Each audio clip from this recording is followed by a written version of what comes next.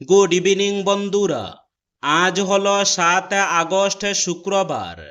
আজকের বরাক উপত্যকা তথা আসামের শ্রীভূমি, শিলচর, হাইলাকান্দি এবং ভারতের বিভিন্ন প্রান্তের আজকের সন্ধ্যার বিশেষ বিশেষ খবরগুলি হল: অসম সরকার শিবসাগর এবং চরাইদেউ সহ বন্যা দুর্গত জেলাগুলোর স্কুলগুলোতে 10 আগস্ট থেকে পুনরায় নিয়মিত ক্লাস চালু করার সিদ্ধান্ত নিয়েছে।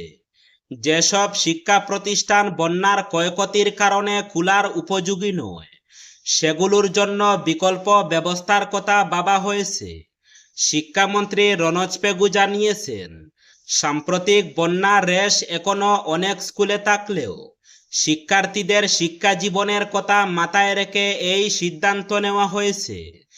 পেগু বলেন, যেসব স্কুল এখনো জলের নিচে ডুবে আছে বা কাদা জমে রয়েছে, সেগুলোতে এখনই স্বাভাবিক কাজকর্ম শুরু করা সম্ভব। এ ধরনের ক্ষেত্রে শিক্ষার্থীরা যাতে তাদের পড়াশোনা চালিয়ে যেতে পারে, সে লক্ষ্যে স্কুল প্রাঙ্গণ চলাচলের উপযোগী না হওয়া পর্যন্ত ত্রাণ শিবিরেই ক্লাস নেওয়া হবে।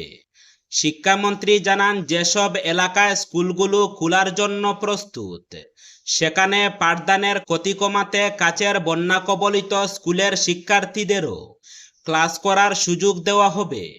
তিনি স্বীকার করেছেন যে শিবসাগর ও চরাইদেউয়ের প্রতিটি স্কুলে 10 আগস্ট থেকেই ক্লাস শুরু করা হয়তো সম্ভব নাও হতে পারে, কারণ বেশ কিছু প্রতিষ্ঠান এখনো পরিষ্কার পরিচ্ছন্ন ও সংস্কারের প্রয়োজন রয়েছে। তবে ক্ষতিগ্রস্ত সব স্কুলকে ধীরে ধীরে নিয়মিত পাঠদানের জন্য প্রস্তুত করতে সরকার পদক্ষেপ নিচ্ছে বলে তিনি জানান।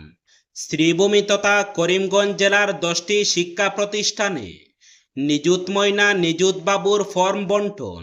শ্রীভূমি জেলার 10টি শিক্ষা প্রতিষ্ঠানে বৃহস্পতিবার নিযুত ময়না ও নিযুত বাবু প্রকল্পের ফর্ম আনুষ্ঠানিকভাবে বন্টন করা হয়েছে। এ উপলক্ষে আয়োজিত অনুষ্ঠানে মুখ্যমন্ত্রীর ভাষণ বড় পর্দায় দেখানো হয়। জেলার এরালিগুল স্থিত পণ্ডিত দীনদয়াল উপাধ্যায় আদর্শ মহাবিদ্যালয়ে বৃহস্পতিবার এই দুটি প্রকল্পের আবেদনপত্রের আনুষ্ঠানিক বিতরণ সম্পন্ন হয়েছে। শিক্ষার্থীদের মধ্যে এই প্রকল্পগুলির বিষয়ে সচেতনতা বৃদ্ধি এবং তাদের সরকারি সুবিধা প্রাপ্তির সুযোগ করে দেওয়ার লক্ষ্যে অনুষ্ঠানের আয়োজন করা হয়। অসুস্থ স্ত্রীকে নির্যাতনের পর হত্যার অভিযোগ, কাঠগড়ায় কৃষি বিভাগের কর্মী। নওগাঁ জেলায় এক সরকারি কর্মচারীর বিরুদ্ধে নিজের অসুস্থ স্ত্রীকে নির্যাতনের পর হত্যার অভিযোগ উঠেছে। অভিযুক্ত রজত বরা কৃষি বিভাগের কর্মী বলে জানা গেছে। পরিবারের অভিযোগ, কিডনি রোগে আক্রান্ত ওই মহিলাকে দীর্ঘদিন ধরে মানসিক ও শারীরিক নির্যাতন করা হতো। শেষ পর্যন্ত তাকে হত্যা করা হয়েছে বলে দাবি করেছে মৃতার পরিবার। ঘটনার জেরে রজত বরার বিরুদ্ধে থানায় লিখিত অভিযোগ দায়ের করা হয়েছে। অভিযোগের ভিত্তিতে পুলিশ তদন্ত শুরু করেছে। তবে ঘটনার প্রকৃত কারণ জানতে তদন্তের অগ্রগতির দিকেই নজর রয়েছে। প্রধানমন্ত্রীর বিদেশ সফরে 1 বছরে ব্যয় 187 কোটি টাকা।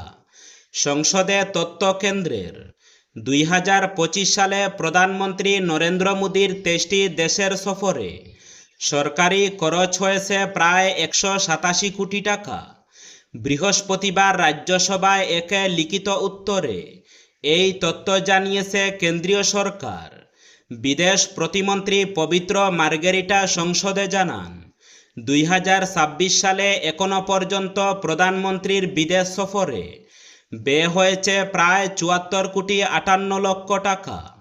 এর মধ্যে 6 থেকে 11 জুলাই ইন্দোনেশিয়া, অস্ট্রেলিয়া এবং নিউজিল্যান্ড সফরের খরচও অন্তর্ভুক্ত রয়েছে।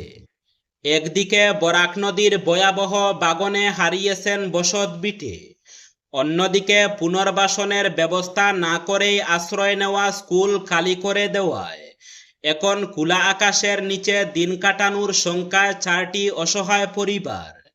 মানবিক এই সংকট ঘিরে চরম ক্ষোভ ও উদ্বেগ ছড়িয়েছে কাঠিগড়া এলাকার সীমান্তবর্তী মাদারপুর গ্রামে। বরাক নদীর অব্যাহত ভাঙনে সর্বস্ব হারিয়ে প্রায় 3 মাস আগে মাদারপুর এমই স্কুলে আশ্রয় নিয়েছিলেন 4টি ক্ষতিগ্রস্ত পরিবার। অভিযোগ, সরকারি বিদ্যালয়ে পাঠদান ব্যাহত হচ্ছে এই কারণ দেখিয়ে মঙ্গলবার কাটিগড়া সার্কল প্রশাসনের কর্মীরা স্কুলটি খালি করে দেন, কিন্তু বিকল্প আশ্রয় বা পুনর্বাসনের কোনো ব্যবস্থা না করেই তাদের স্কুল ছাড়তে বাধ্য করা হয়েছে বলে দাবি ভুক্তভোগীদের। আশ্রয়হীন পরিবারগুলোর সদস্যরা জানান, নদীগর্ভে তাদের বসতঘর বিলীন হয়ে যাওয়ার পর প্রশাসনই তাদের স্কুলে থাকার ব্যবস্থা করেছিল, অথচ আজ পুনর্বাসনের কোনো নিশ্চয়তা ছাড়াই স্কুল ছেড়ে দিতে বলা হয়েছে। ছোট ছোট সন্তানদের নিয়ে তারা এখন কোথায় যাবে সেই প্রশ্নের উত্তরও তাদের কাছে নেই।